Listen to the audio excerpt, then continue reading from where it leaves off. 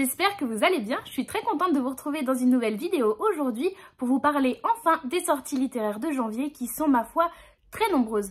Contrairement au mois dernier où je vous disais, décembre, il n'y a pas beaucoup de sorties qui permettent de mettre en avant peut-être des sorties qui de base vous tentez un petit peu moins. Là pour janvier, c'est bien l'inverse. Il a fallu déjà que je fasse un choix drastique parmi toutes les sorties qui nous étaient proposées.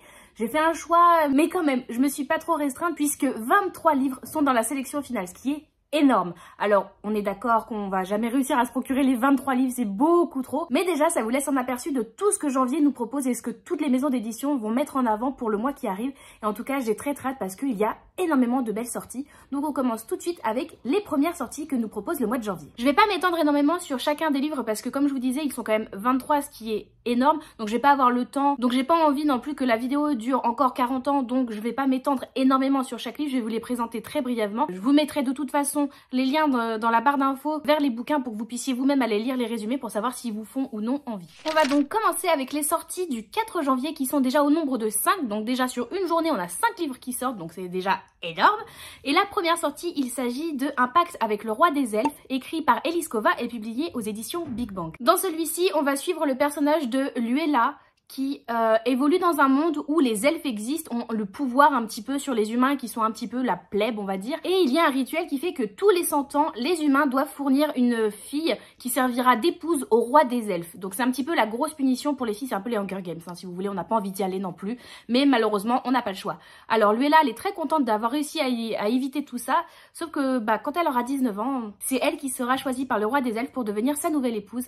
Donc malheureusement, écoutez, on va suivre pour devenir sa nouvelle épouse. On va donc suivre son parcours de future femme du roi des elfes et finalement elle va se rendre compte qu'avec ce rôle de femme, elle va avoir un certain pouvoir, une certaine responsabilité qui va peut-être faire en sorte de sauver le monde des humains et leur empêcher de rester des vassaux au niveau des elfes. Pour le deuxième livre sortant le 4 janvier, il s'agit de La fille du docteur Moreau, écrit par Silvia Moreno Garcia et publié aux éditions Brajlon. Alors dans celui-ci, on se place au Yucatan. Donc j'ai appris où se trouvait le Yucatan grâce à Black Panther 2 puisque on en parle dans le film. Donc c'est une région qui se trouve en Amérique latine. L'intrigue de notre livre va se passer là-bas. Donc on va suivre la fille du docteur Moreau qui s'appelle Carlota Moreau, qui va mener des sortes d'expériences aidées par un chef d'équipe. Et ces expériences, on va les appeler les hybrides. Donc c'est des sortes de mi-monstres, mi-humains qui sont vraiment destinés juste à obéir aux humains. Sauf que le jour où le fils du mécène de Carlota Moreau va arriver, Eduardo, quelque chose va peut-être péricliter et une sorte de réaction en chaîne va faire que les expériences jusqu'ici un peu secrètes du docteur Moreau et de son acolyte vont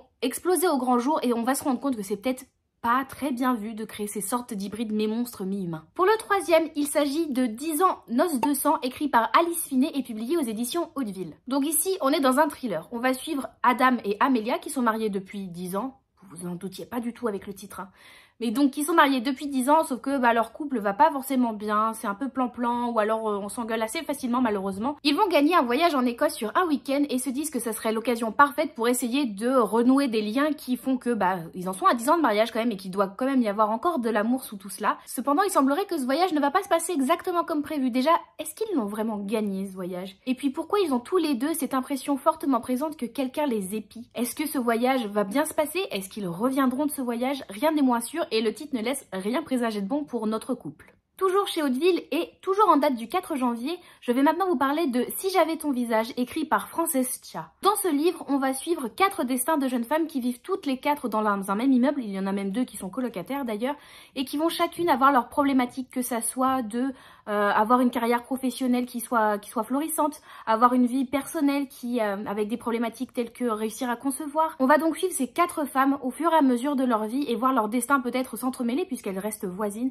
En tout cas, le livre semble se passer en Corée et je n'ai finalement lu que très peu de livres se passant en Corée, donc c'est une raison de plus qui me donne très envie de le lire. Avoir aussi la plume. En tout cas, j'ai très envie de découvrir le destin de ces 4 femmes et de voir la plume de l'autrice. Pour le dernier livre à paraître le 4 janvier, il s'agit cette fois-ci de Le Quatuor. Je n'arrive jamais à dire ce mot, le Quatuor.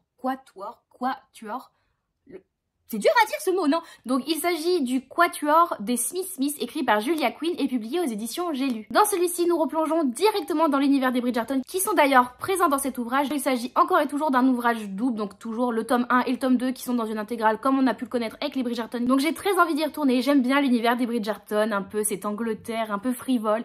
J'aime bien et j'ai très envie de découvrir ça et de retrouver un peu nos personnages qu'on a aimé suivre dans les chroniques des Bridgerton. Nouveau jour, de nouveaux livres. Cette fois-ci, nous passons en date du 5 janvier, donc juste juste le lendemain et encore 2 livres qui sortent. Dis donc, on va jamais en voir le bout. Le premier que j'ai envie de vous présenter, il s'agit de Terre brisée, le tome 1, écrit par Victoria Aveyard et publié aux éditions de Saxus. Il s'agit clairement d'un roman de fantasy young adulte comme on aime le découvrir et que l'on connaît dans les éditions de Saxus. Dans celui-ci, nous sommes sur le territoire de Terravast et nous allons suivre le destin de Coraine qui est la fille d'une grande pirate. Donc déjà, j'aime beaucoup l'idée que ça soit une fille de pirate. Déjà, on évolue dans un bon monde et qui se trouve, on ne sait pas trop comment, à être un peu le seul destin qu'elle pourrait éviter que le monde soit détruit. Alors que l'obscurité semble tomber sur le monde, elle va se retrouver accompagnée d'une belle bande de joyeux lurons pour justement vaincre ces ténèbres et sauver le monde.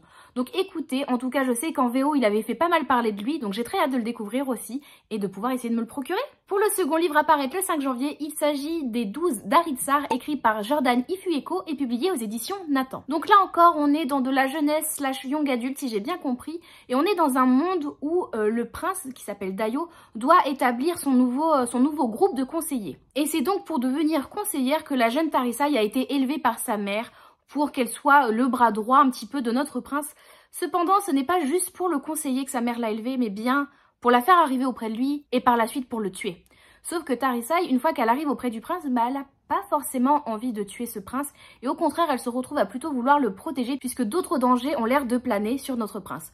Donc j'ai très envie de le découvrir, en tout cas la couverture est très belle et il me donne bien envie, en plus ça a l'air d'être une petite saga bien sympathique donc pourquoi pas. Pour le 6 janvier, un livre tout particulièrement a retenu mon attention, il s'agit de 1000 ans pour aimer écrit par Inaba Mayumi et publié aux éditions Piquier. Dans ce roman nous sommes au Japon où nous suivons Sawa qui concocte des teintures un peu naturelles à base de plantes, à base de fleurs et qui a un but tout particulier puisqu'elle recherche la teinte invisible. Alors certes ça peut vous sembler un peu fou, sauf que cette recherche qui pourrait ne jamais aboutir en fait lui permet surtout de combler le vide laissé par son mari disparu. Donc c'est un roman qui a l'air extrêmement poétique, qui me donne énormément envie et comme toujours j'adore la plume japonaise. Pour le 9 janvier, un livre a attiré mon attention, il s'agit de La règle du pour toujours et à jamais écrit par Kilian B. Brewer et publié aux éditions Teen Spirits. Donc celui-ci a l'air de mêler un peu plusieurs genres puisque ça va être clairement de la fantasy, mais on va avoir une sorte de réécriture de conte de La princesse au petit pois mais cette fois-ci avec 2 hommes, donc ça va être une relation MM qu'on va suivre. Déjà un point que je trouve très intéressant de mélanger la réécriture de contes avec la romance homosexuelle. Je trouve que ça donne un vrai point contemporain aux contes qui peuvent être un petit peu datés. Et donc dans celui-ci, ça va être, comme je vous disais, une réécriture de La princesse au petit pois avec nos deux protagonistes. En même temps qui va être mêlé avec une sorte de quête et voyager à travers différents contes. On va rencontrer des fées, on va rencontrer une sorte de marâtre très ambitieuse. On va suivre nos 2 protagonistes qui vont évoluer dans ce monde de fantasy et de contes. Donc c'est quelque chose qui a l'air franchement sympa, très mignon et pourquoi pas le découvrir. Nous arrivons ensuite en date du 11 janvier où cette fois-ci c'est encore 4 livres qui sortent et le premier dont j'aimerais vous parler, il s'agit de La sorcière de Limbricht écrit par Suzanne Smith et publié aux éditions Charleston. Dans celui-ci nous sommes en juillet 1674 dans le petit village de Limbricht aux Pays-Bas. On va y suivre Angen qui est un petit peu particulière puisque elle ne va pas prier à l'église mais plutôt elle va prier la nature. C'est une femme qui va être énormément en communion avec la nature et qui va un petit peu dénoter du reste des villageois. Elle sera accusée de sorcellerie, surtout le jour où elle se rebellera contre l'augmentation de la taxe imposée par le château du village. Là, ça sera le coup de trop et elle sera accusée de sorcellerie. Donc ce roman fait énormément écho à la chasse aux sorcières et c'est quelque chose qui me plaît énormément, surtout que finalement, je ne crois pas avoir déjà lu de roman se passant en Hollande, donc ça me fait très envie et comme d'habitude, le catalogue des éditions Charleston ne semble jamais décevoir. Même jour et toujours aux éditions Charleston, cette fois-ci je vais vous parler de Memphis écrit par Sarah M. Stringfellow. L'histoire se passe en 1995.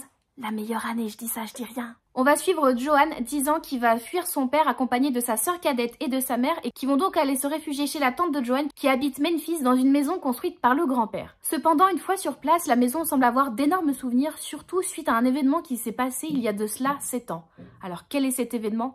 Quel est le lourd secret que semble cacher cette maison? J'ai très hâte de le découvrir et puis comme toujours, les éditions Charleston. Troisième livre à paraître le 11 janvier, il s'agit de I Was Born for This, écrit par Alice Oseman et publié aux éditions Hachette. Comme dans chacun de ses romans, Alice Oseman a le don de mettre en avant des minorités et c'est quelque chose que j'apprécie énormément puisque dans celui-ci, nous allons suivre 2 personnages. Pour la première, il s'agit de Angel, 18 ans, qui est très fan d'un boys band qui s'appelle The Ark et qui voue un culte presque Donc ça me rappelle un petit peu mon adolescence avec les Jonas Brothers, on va pas se mentir.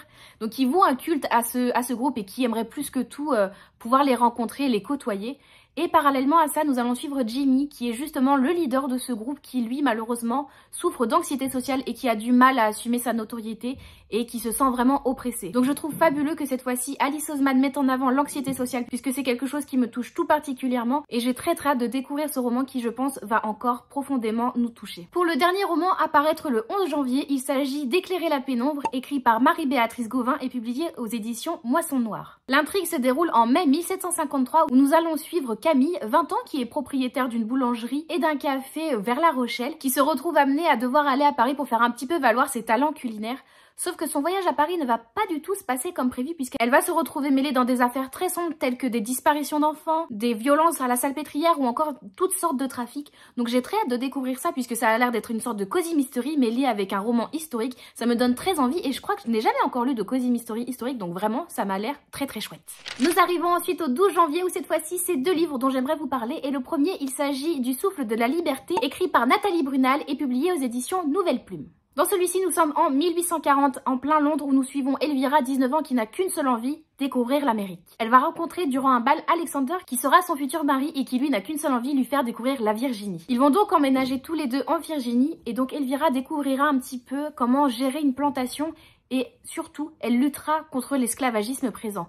Donc c'est un roman qui, je pense, peut être fort en émotion, aussi en découverte de ce qu'était l'Amérique à cette époque. En tout cas, il me fait très envie, et j'avoue n'avoir jamais lu de livre des éditions Nouvelle Plume, donc est-ce que ça ne serait pas l'occasion? Pour le second livre à paraître le 12 janvier, il s'agit d'une promesse de givre, écrit par Marine Sivan et publié aux éditions Scrinéo. Le roman se passe ici en pleine taïga, donc on est dans le grand froid, donc parfait pour sortir mi-janvier. On va suivre ici un frère et une sœur qui appartiennent à un même clan nomade et qui vont se retrouver malheureusement séparés suite à une attaque.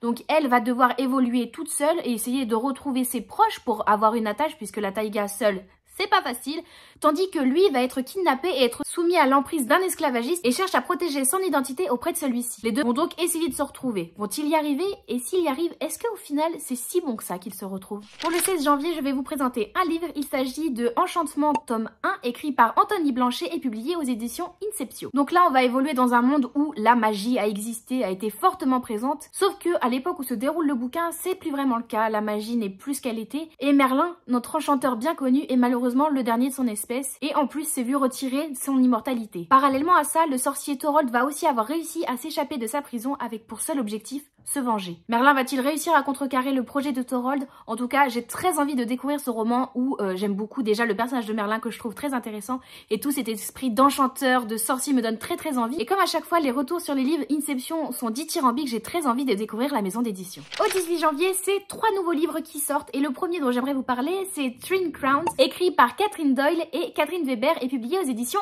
Bayard. Donc j'imagine que vous êtes déjà nombreux à l'avoir vu passer, puisque la maison d'édition l'a déjà envoyé à beaucoup de booktubeurs, bookstagrammeurs, booktalkers, avec un beau packaging, une belle boîte, avec des beaux petits objets, un beau service presse en tout cas, et que l'on voit passer absolument partout ces derniers jours. Dans celui-ci, nous allons suivre 2 femmes. La première, c'est Vraine, qui n'a qu'un seul objectif, prendre la place de sa sœur jumelle pour monter sur le trône du royaume. Il semblerait que ce soit le seul moyen pour mettre fin à la guerre contre les sorcières qui les ont élevées. Parallèlement à ça, nous allons suivre Rose, qui elle va devenir reine dans le royaume voisin et qui veut s'assurer un allié dans la lutte contre la magie. Ça a l'air d'être un roman fantasy somme toute classique, mais écoutez, à le voir partout sur les réseaux sociaux en ce moment, il me donne quand même très envie. Et puis l'objet livre, on va pas se mentir, il est magnifique. Nous retournons auprès des éditions Charleston avec Les Femmes du Dispensaire, écrit par Enrique Engel. Nous sommes ici à Hambourg en 1910 où notre héroïne Anne va revenir et va décider d'ouvrir un dispensaire pour jeunes femmes puisqu'elle a des connaissances en médecine. Cependant, le jour de l'ouverture de ce dispensaire, 2 corps de femmes sont retrouvés mutilés juste à côté. Elle va donc vouloir avoir des réponses concernant cela. Pourquoi ces femmes sont-elles mortes? Pourquoi les cadavres sont-ils retrouvés juste à côté de son refuge? Elle va donc vouloir mener une sorte d'enquête mêlée en même temps avec la police. Cependant, plus elle cherche à avoir des réponses, plus elle va se retrouver en danger. Je trouve très intéressant de voir en même temps le combat de cette femme pour ouvrir ce dispensaire pour femmes et aider son prochain, et en même temps pouvoir évoluer cette enquête en pleine Allemagne en 1910. Je trouve ça super intéressant, et comme d'habitude, Charleston, hein. Pour le dernier livre publié cette date, il s'agit du Cœur bavard, écrit par Véronique Petit et publié aux éditions Rajo. Ici, nous allons suivre Lina qui évolue dans une cité avec une mère qui est partie sans laisser de traces, un père qui malheureusement a sombré dans l'alcool et un frère jumeau qui, très intelligent, prend toute la place à la maison et exclut un petit peu la pauvre Lina. Elle fréquente un collège qui pratique la mixité sociale et elle aimerait bien se retrouver à côtoyer les filles des beaux quartiers. Pour se mettre en avant et se faire remarquer, elle décide donc de s'inscrire dans un concours d'éloquence au collège. Je pense que c'est un roman qui peut être très intéressant puisqu'on l'on voit la pauvre Lina qui évolue dans un contexte familial assez particulier et assez dur et qui en même temps a des envies de grandeur. Donc je pense que c'est un roman qui peut être très motivant et aussi qui peut mettre en avant que rien n'est perdu d'avance et qu'il faut se donner les chances dans la vie. Au 19 janvier, le premier livre que j'ai envie de vous présenter, il s'agit de Lune et de sang, écrit par Erin Beatty et publié aux éditions Lumen. Donc pour celui-ci, je vais pas vous mentir, j'ai à peine lu le résumé puisque comme d'habitude, les résumés Lumen sont bien trop longs et aussi un peu spoilants. J'ai décidé de ne rien lire du tout. Mais comme le catalogue Lumen propose à chaque fois de très belles sorties, je leur fais confiance cette fois-ci. Et puis en plus, la couverture est quand même magnifique, donc j'ai très envie de le lire. Mais je pense quand même attendre les premiers avis pour voir un peu ce qu'il en est avant de me laisser convaincre pour l'acheter. J'ai maintenant envie de vous parler des Vallées closes, écrit par Michael Brun-Arnaud et publié aux éditions Robert Laffont. Il s'agit du nouveau roman écrit par l'auteur des Mémoires de la forêt qui avait été un énorme coup de cœur sur l'année, comme je vous le présente dans ma vidéo Top Flop que je vous invite à aller regarder juste ici. Et donc il s'agit de son nouveau roman qui cette fois-ci ne s'inscrit pas dans de la jeunesse mais bien de l'adulte, et c'est donc aussi pour ça qu'on est ici chez Robert Laffont et non plus chez l'école des loisirs. Ici nous sommes en France où Paul-Marie, qui vit dans un petit village employé de mairie bien sous tout rapport, va se retrouver à héberger Enzo, un garçon qui est malheureusement atteint de déficience intellectuelle. Sauf que dans ce petit village, il ne fait pas bon d'être déficient intellectuel ou de juste sortir de la norme. On se retrouve donc très facilement jugé. Pour éviter donc de dénoter par rapport à la population du village, Paul-Marie va se retrouver à cacher Enzo dans le grenier de sa mère, juste pour éviter que celui-ci soit vu. Donc c'est un roman qui donne énormément envie, qui je pense prône l'acceptation, prône aussi la différence et met en avant que c'est pas parce qu'on est différent des autres que l'on vaut moins.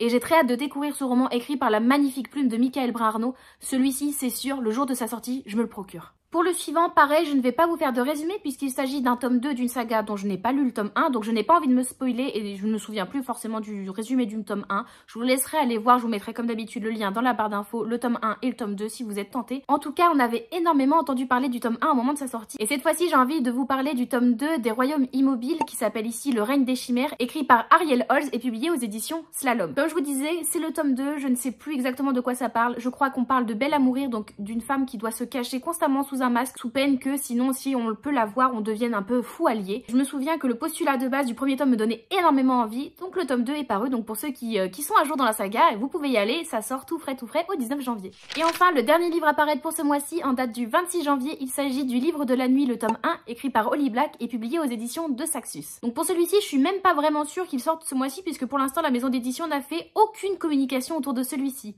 Autant on a eu de la communication autour de certains bouquins qui sortent en mars ou en avril, mais pour celui-ci qui est censé paraître à la fin du mois, rien du tout, donc je ne sais pas. Comme on sait que de Saxus a malheureusement la fâcheuse habitude de repousser ses sorties un peu au dernier moment, à prendre avec des pincettes l'information de la sortie au 26 janvier. Donc Holly Black, pour ceux qui ne savent pas, c'est l'autrice de la trilogie du Prince Cruel qui était publiée chez Rajo à l'époque, mais cette fois-ci sa nouvelle saga est publiée chez De Saxus. Donc dans celui-ci on suit Charlie qui est une sorte d'escroc de bas étage, donc elle vaut pas grand chose, et elle évolue dans un monde où il y a des magiciens, des crépusculiens, j'aime beaucoup le mot de crépusculien, et elle loue des liens avec eux, sauf que ces derniers ont la fâcheuse tendance à manipuler les gens, voire à les tuer. Par la suite on va la retrouver qui a réussi à se défaire des liens qu'elle avait avec ces personnes-là, sauf que le destin va la rattraper et pour sauver sa sœur, elle va devoir retrouver un artefact, le Livre de la nuit, pour ne pas avoir besoin de retourner dans une spirale de mensonges et meurtres pour sauver sa sœur. C'est donc fini pour les sorties de janvier qui sont ma foi très nombreuses et qui augurent de très bonnes lectures pour le mois de janvier et pour les mois à suivre, voire années. Est-ce que vous, il y a certains livres de cette liste qui vous donnent envie, que vous avez peut-être déjà précommandé, rajouté dans votre wishlist, ou au contraire certains vous vous dites non, pas forcément, je passe mon chemin, pas du tout intéressée. N'hésitez pas à me dire tout ça en commentaire, ça me ferait très plaisir de vous lire et de vous répondre comme à chaque fois. En attendant la prochaine vidéo, on se retrouve de façon quasi quotidienne sur Twitch, donc n'hésitez pas à venir nous passer un petit coucou, ça ferait très plaisir. Et n'hésitez pas à lâcher un commentaire, vous abonner, activer la cloche et surtout, si vous êtes super gentil, à partager la vidéo, ça fait toujours très chaud au cœur et ça aide beaucoup pour l'algorithme YouTube. Je vous remercie beaucoup d'avoir regardé cette vidéo et je vous dis à une toute prochaine. Bye bye!